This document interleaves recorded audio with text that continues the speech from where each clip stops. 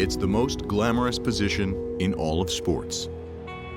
And if you played quarterback for the Dallas Cowboys, we likely know you by your first name: Roger, Troy, Tony, Dak. But before them came the first Cowboys star, Don. Well, you certainly can't tell the history of the Dallas Cowboys without Don Meredith having at least a nice big chapter, and it's near the very beginning of the story. If you'd have gone to Hollywood and say, okay, we're going to have this franchise in Dallas and we're going to start them off and we want a script and we want a character, and they brought in the real Don Meredith to play the quarterback, the producer or the director or the critics would have said, we can't get away with that. This guy's, he's too much of a powerful character. His personality and his toughness kind of put this team on the map. Before shining underneath the bright lights of Dallas, Don Meredith was Jeff and Hazel's baby boy from East Texas. Mount Vernon's a small town. He epitomized, to some degree, the kind of people Mount Vernon were. Just nice, good people. Get your head up. Hear me? You're worrying about something, so don't do it. Don just had a charisma about him that just was magnetic. Don Meredith, Role 3, Jeff and Hazel's baby boy out of Mount Vernon, Texas, riding 12 jumps to midnight. Take a deep seat, cowboy, you got a long ride. He had a lot of self-confidence. Also, he had just gorgeous eyes, and he was ruggedly good-looking. He was a churchgoer, but he was also kind of a little bit of a bad boy, too. So, I don't know, he's just a Texan. There were only two ways to go down there in East Texas if you had all that personality. He wasn't going to sit out on the farm and chase cows around. He was going to do something to get attention. I think he thought he was going to be a preacher till he went off to college, and then, he wasn't preacher material. A reporter asked him one time why he went to SMU, and he just said, close to home and easy to spell. And then, to put the cork in the bottle, Meredith pops a touchdown pass to Bud Jones. The Ponies never lost the passing touch of dashing Donald Meredith, and here he is in action again. A most amazing fellow. Before the Cowboys franchise was even born, before Hall of Fame scout Gil Brandt or iconic head coach Tom Landry were even hired, the NFL team in Dallas signed Meredith. I'd intended to go to law school. I didn't really think anything about playing professional football. As the turn of events happened, Mr. Murkison talked to me that they were going to get a franchise. Well, the type deal I made with them was very simple. It was a 5-year personal service contract that if they didn't get a franchise, then I would work for them for the same amount of money in some of their businesses. And at the same time, we'd have an opportunity to go ahead and go to law school. In 1960, Meredith became the Cowboys' first quarterback. Don Meredith, the quarterback the Cowboys are counting on for future success.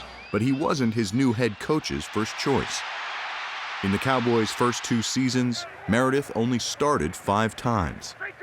The team lost 20 games. I thought here I was, your basic All-American quarterback coming in, and I thought I should be playing. I had some really second thoughts about, is this what I want to do? The important thing, as you know, in attacking defenses is the character. They were just so different. I don't want to say they didn't like each other, but I don't think they liked each other all that much. We can go ahead and treat it just like a Frisco. They were opposite. Coach Landry was rather stiff and analytical, and Don was just the opposite of that. He was outgoing. He loved attention. Where are you going to stick it? Riding my yin-yang. Don and I were much different.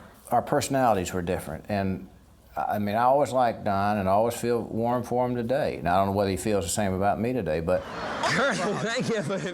he had a different outlook in football. He enjoyed football. He wanted to have a good time doing it. Way to go, Turk. Way to go, buddy. And I didn't feel like that's what made great quarterbacks. And that's where we conflicted. Brown right in motion, dive 37, switch. They also conflicted over who would call plays.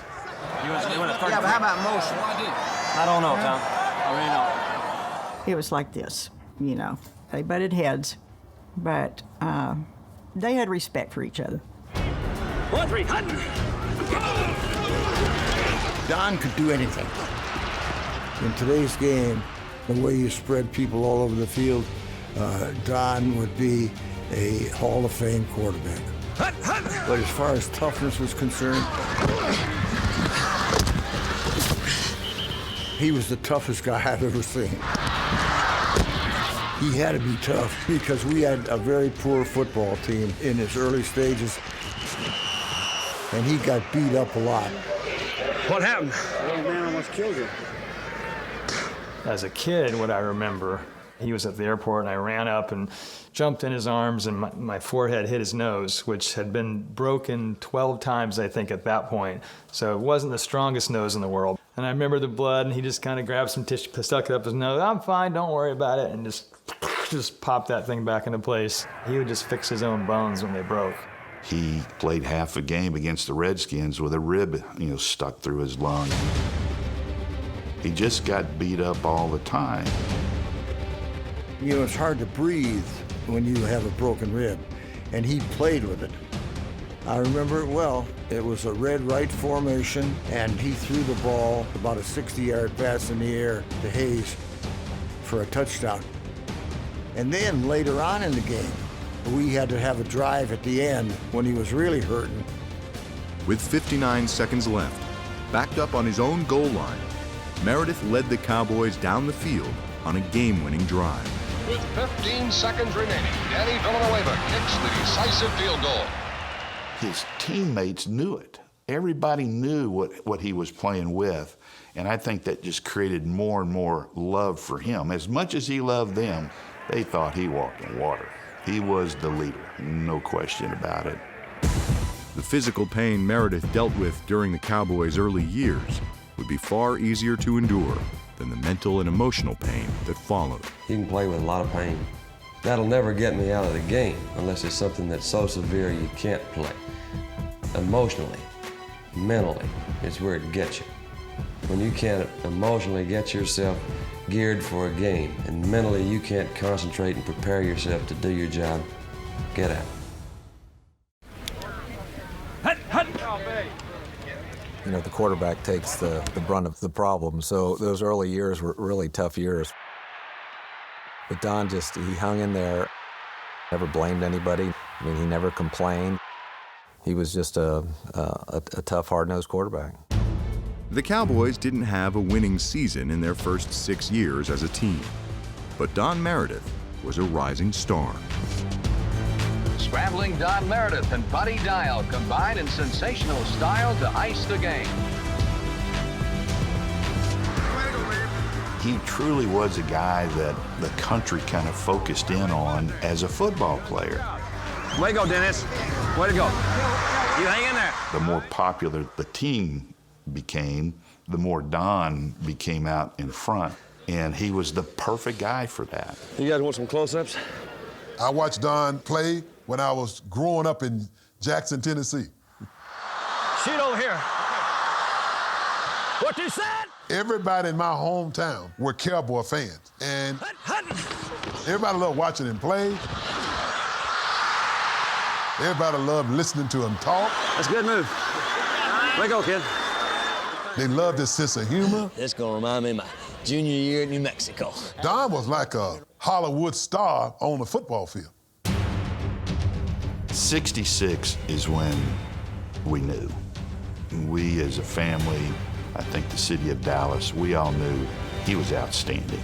He just was great. The team was great. In 1966, Meredith led the Cowboys to the NFL championship for the first time. They faced a seasoned Packers team looking to win their second consecutive championship. Down by a touchdown with less than a minute to play, the Hollywood quarterback had a chance to deliver a Hollywood ending. As tense can be. This is Meredith, 6, takes the snap from center, fades back, looking for a target, throws for the end zone, short of the end zone. Featherstone makes the catch, but he's on the 2-yard line. The pass is complete. But it's on the turn. It'll be 4th and 2 for the Dallas Cowboys. Come on, guys! This is it. 4th down and 2. Meredith taking the pass, rolling out to the right, being chased. He throws for the end zone, and the winner tucked it in the end zone by Tom Brown. Don is criticized, but what happened is we had the wrong personnel on the field, and we had no one that could block Robinson. It wasn't Don's fault that we lost the game. Dave Robinson nailed Don Meredith as he attempted to throw that pass, and the Packers have just taken the championship.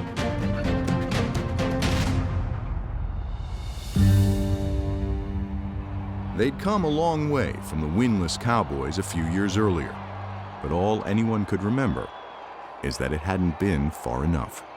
If you get kicked in the nose, is your reaction to wipe your nose or kick back? And I think if the guy stops to wipe his nose, I don't much really want him to play with me. I want the guy to kick back real quick, because I think that's what it's about. I think that's the fighter, that's the instinct, and that to me is guts.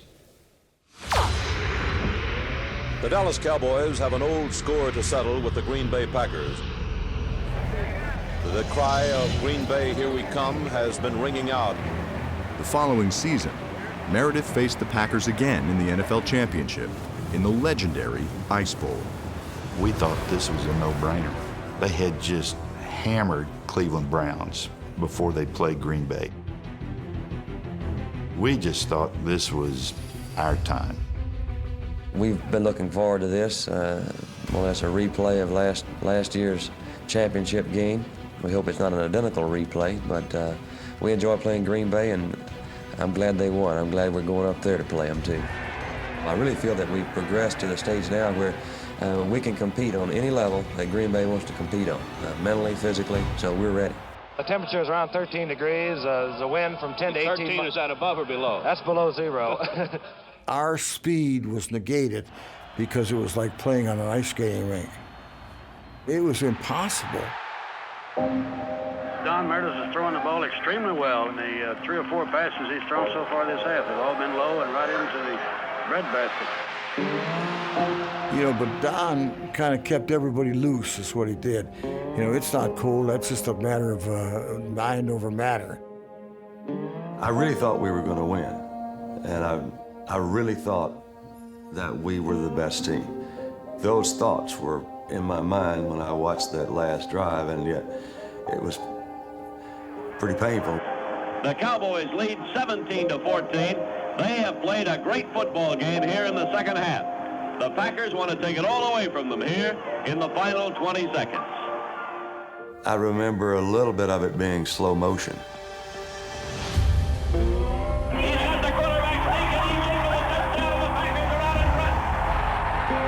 And it was very disappointing. I'd really rather right. I'm a very emotional guy, and it hurts to lose. And I can't help it. I don't think because you cry, you're a baby. But I think you cry when you're very disappointed. And I've been very disappointed several times. I think I've lived somewhat of a lonely life. I am not necessarily what they call a loner, because I do like people and I enjoy being around people. But I think you can be lonely, and probably the loneliest you can be is right in the crowd. Leaders are lonely, and more often than not, they lead a good life. So what do you want? Do you want to lead? Go ahead, buddy, just take it and lead. It's not that much fun. Here we go, Don. Good. And you're really looking, Don. He was kind of brokenhearted about football after the Ice Bowl, I think. A little more before I get He up. took losses harder. It hurt more. You know, more and more and more as time went on. You guys got a good team. Unreal team. Unreal. A mood look, Don. Don Meredith was a bona fide star by the beginning of 1968. He appeared on the cover of Sports Illustrated, then had his strongest season. The Cowboys finished with a 12-2 record, their best ever. We've come very close to winning 2 world championships, and this has left a big scar on Don because he felt that he sincerely failed the team the last 2 years, losing to Green Bay. Of course, we don't agree with this, but Don Meredith wants to lead us to the Super Bowl more than anything else in this world. I think that's his #1 goal in life right now. That's good. We get it going. We're going now. Meredith and the Cowboys were back in the playoffs. But despite being heavily favored, the highest scoring team in the NFL couldn't stop making mistakes. At times, there seemed to be as many white shirts as blue in the Cowboys' backfield. Tom Landry benched Meredith after he threw 3 interceptions. That was so hard on him. He didn't ride home with the team. He was just so down on himself. The most disappointing game I've ever played in my life, I could never get over, was last year in Cleveland. I'll never forget it. I think that we just blew what was a tremendous opportunity for our team. And I think I blew it more than anybody else there. For the 3rd consecutive year, there was no Hollywood ending, only heartbreak.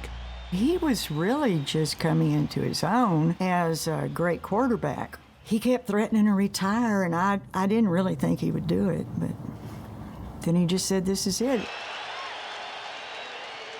I've always felt like that there was something that I'm supposed to do here, you know? That I'm here for a reason. And I'm 31 years old, and I'm not really for sure I found that reason yet, but I'm looking for it. I think I've got something else I'm supposed to do, and I'm gonna find it. I don't know when I'm gonna find it, but I'm gonna find it. 3 years after Meredith's surprising retirement, the Cowboys, now led by Roger Staubach, finally won the big game. When we beat Miami for our first Super Bowl, Don Meredith should have been the quarterback. I believe that, Don Meredith would have taken that team to the Super Bowl. Instead, Meredith was flourishing in his next career as one of the announcers on Monday Night Football. Don Meredith and Howard Cosell, in my mind, are 2 of the biggest things that ever made the National Football League what it is today. So I'm looking forward to the ball game. It is back home, and I'm glad to be here. He had great natural talent into whatever he did. Here's a guy that could have ran for governor, for president, and he won. And I'm not sure Don had aspirations of being any of those things. He just wanted to be a guy that was a guy among the guys. He was very witty and very creative. Turn out the lights, the party's over. Nobody ever thought of saying that. He brought that in. Turn out the lights, the party's over. They say that all good things must end. Call it a night, the party's over. And tomorrow and next year starts the same old thing again. Aside from Monday Night Football, Meredith was appearing in television police dramas and even guest hosting The Tonight Show, but he never forgot his East Texas roots. Coffee, sir? Oh, no. You want Lipton tea. How'd you know? Because you're Jeff and Hazel's baby boy, Don Meredith, the Lipton tea lover. That's right. It's the dandiest tasting tea I know. Folks just ahead, they'll have Lipton tea. Well, how do you know? That's Jeff and Hazel. We're a whole family of Lipton tea lovers.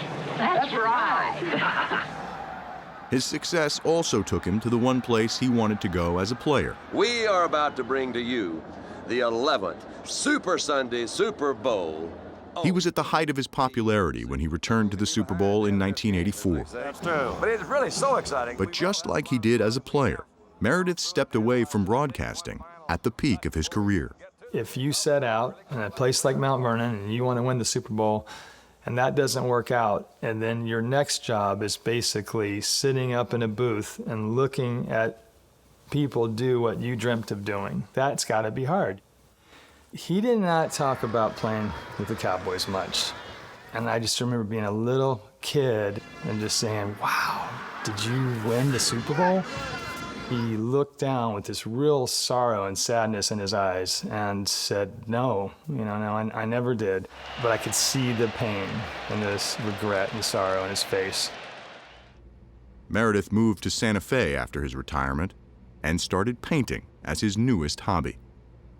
That was a chapter in his life where he said, okay, I've been out there under the bright lights my whole life, and now it's time for me to just ride off into the sunset. Dandy Don was a television pioneer. I know the folks in his hometown of Mount Vernon, Texas, are mourning his passing. Don Meredith was an icon. And Don, this is for you. Turn out out the lights, the party's over. They say that all good things must end. He was the reason we were good, and once we were good, we continued to be good. He was the reason the Cowboys were what they are today. And I just know his spirit is part of the Cowboys. I think it helped in a little way form where we are today. Meredith didn't get a Hollywood ending, but he is still celebrated back in his hometown of Mount Vernon. It's ingrained in the fabric of who the people of this town are. They want to keep his legacy and his spirit going here. I will never be remembered as a great passer, or a great runner, or a great signal caller, but I'd like to be remembered as really good people.